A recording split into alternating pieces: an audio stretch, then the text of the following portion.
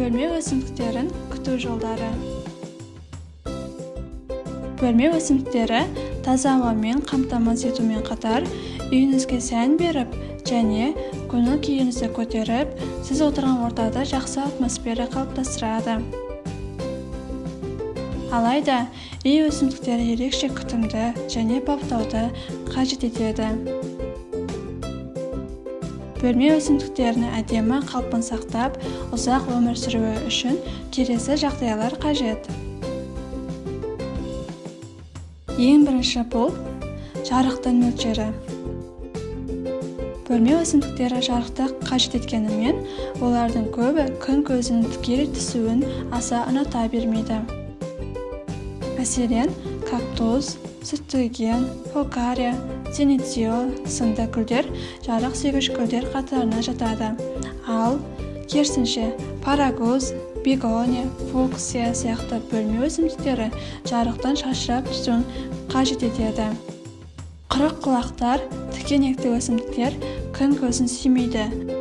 Сондықтан көлеңкеге төзімді болып келеді. Екінші, жылудың әсері. Белгілі бір мөлшерде бөлме өсімдіктері жылуды да қажет етеді. Әсіресе, үй температурасы маңызды рөл атқарады. Жылу сүйгіш өсімдіктердің күтімінде олардың жер өтінде тұрып қалмауына ерекше назар аударыңыз. Температура режимінің бұзылуы гүлдердің жапырағының зақымдануына және сарғаюына және жиі түсуіне алып келеді.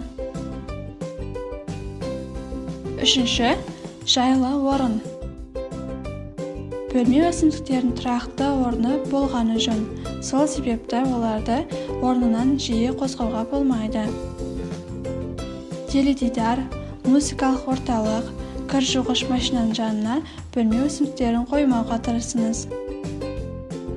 Жатын бөлменізде бөлме өсімдіктерінің саны аз болғаны дұрыс. Себебі, өсімдіктер күндіз оттегін, ал түнде көмірқышқыл газын бөледі. Келесі, төртінші. Тыңайтқыш пайдалану.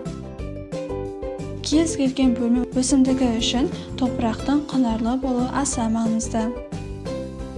Сондықтан тыңайтқыштарды үнемі пайдаланып отыру қажет. Бөлме өсімдіктерінің түріне байланысты, оларға себетін тыңайтқыштар да әртүрлі болып келеді. Келесі, бесінші. Суару. Бөлме гүлдеріне құятын судың температурасы бөлме температурасымен шамалас болғаны жөн. Сонымен қатар, суды алдын ала тұндырып алу керек. Судың шамадан тыс мөлшері өсімдік тамырының шіруіне себепші болады. Соңғысы, алтыншы. Бөлме өсімдіктерінің тазалығы. Бөлме өсімдіктерін аптасына бір рет жуып алған дұрыс. Гүлдерді шаң басқан жағдайда, олар тез зақымданып, ауруға жиі шалдығатын болады. Егер жуатын мүмкіндігіңіз болмаса, гүлдің жапырақтарын жылы суға малынған мақтамен немесе губкамен екі жағынан бірдей сүрту қажет.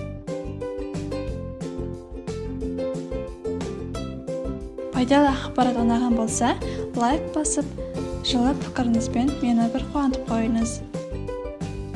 Көргеніңізге рахмет, өте қуаныштымын.